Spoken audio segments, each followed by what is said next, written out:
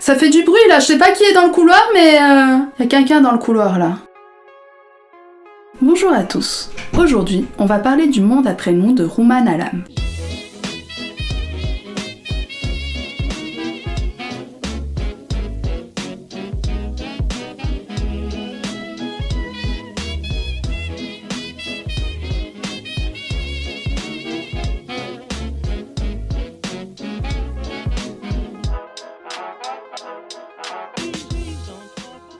De quoi ça parle? Amanda et Clay vont dans une maison de campagne qu'ils ont louée pour passer leurs vacances avec leurs enfants adolescents. Cette villa de luxe a tout pour leur promettre un repos digne de ce nom. Tranquillité, à la lisière d'un bois d'où ils peuvent constater le calme de la nature, une piscine, des jacuzzis.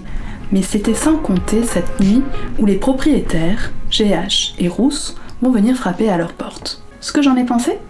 En premier lieu, j'ai cru qu'il s'agissait d'un huis clos à la Carnage où des adultes vont s'affronter et appuyer là où ça fait mal. En effet, le couple blanc de la classe moyenne a dans un premier temps une réaction de méfiance vis-à-vis de ce couple noir qui vient frapper à la porte en pleine nuit. On voit d'ailleurs que leur réaction, celle d'Amanda notamment, évoque ce racisme ordinaire qui ronge l'Amérique. Elle se cramponne à son téléphone, pense que GH va la violer, elle ou sa fille. Bref, elle a tout de la Karen, ce stéréotype qui a commencé à faire parler de lui sur des sites comme 4chan ou 9gag. Wikipédia l'a décrit ainsi. Une femme blanche d'âge mûr, de classe moyenne qui s'insurge de tout, veut parler au directeur et perpétue un racisme systémique, revendiquant des droits supérieurs aux autres.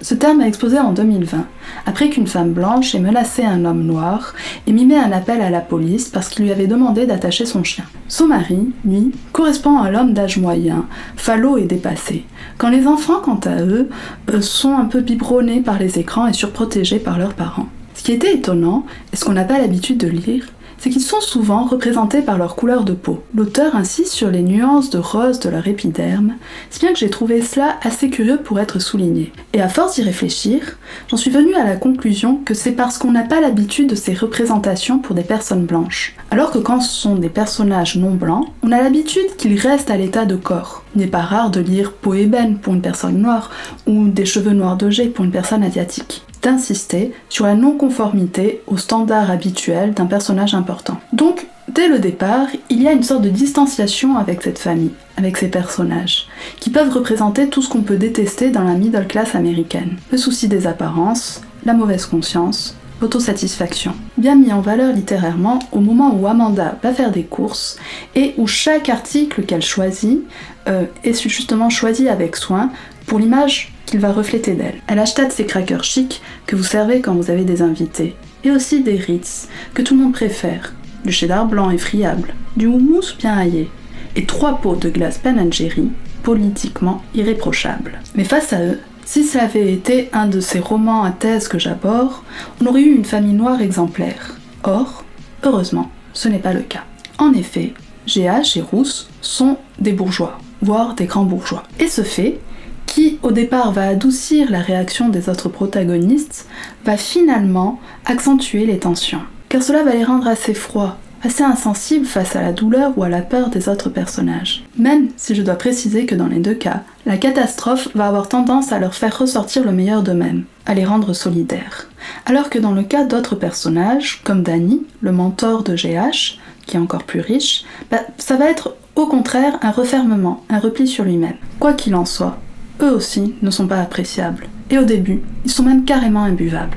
GH ne fait que parler de son boulot, vantant la méritocratie et l'American Dream à Amanda et à Clay, dans un dialogue de sourds assez savoureux. En fait, on va voir comment l'argent retourne les dominations habituelles, comme celles dues aux couleurs de peau, et on va voir surtout comment, face aux situations, les rapports de force peuvent s'inverser complètement. Mais à côté de ça, la mise en lumière des tensions humaines, il y a un autre message, emblématisé par la maladie de la nature.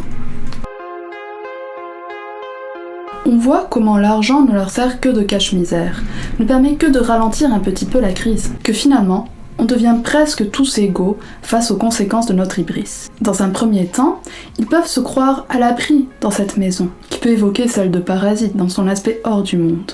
La petite maison était si bien conçue, et ses murs si solides, et si enjôleuses, qu'on en oubliait totalement les autres. D'ailleurs, riches ou pauvres, ils ont tous un peu les mêmes réflexes fins, comme celui de répéter qu'il faut remplir les baignoires. Ce qui m'a fait penser aux pères désemparés des siècles passés qui, lors de l'accouchement, faisaient bouillir des langes, plus finalement pour s'occuper que pour se rendre réellement utile. Et le titre, parlons-en. Il m'a fait penser au fameux monde d'après, le monde après nous. Cela nous donne un indice sur la crise qui les guette. Car ce monde-là, c'est le monde qu'on laisse. Et quand on comprend que ce soit une guerre nucléaire ou le réchauffement climatique, que ce monde, c'est l'homme qui l'a créé.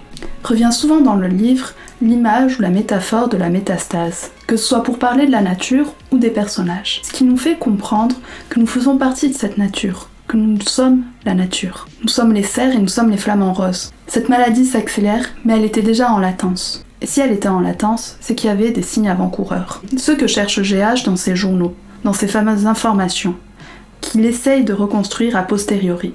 Mais ceux qui voient vraiment, ceux qui savent vraiment, on se demande finalement si ce ne sont pas les enfants, qui paraissent plus ancrés dans le réel et dans leurs sensations. Et on finit donc comme dans un conte, sur une figure qui pourrait presque nous évoquer Boucle d'Or, une exploratrice de ce monde nouveau, aveugle au danger, que ce soit dans le bon ou dans le mauvais sens. Et on se demande quelle est la morale.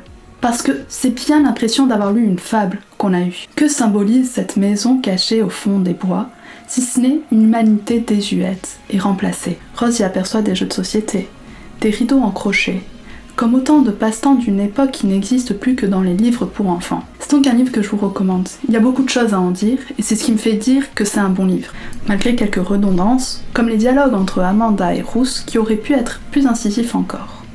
Je vous remercie de m'avoir regardé, et je vous dis à très bientôt.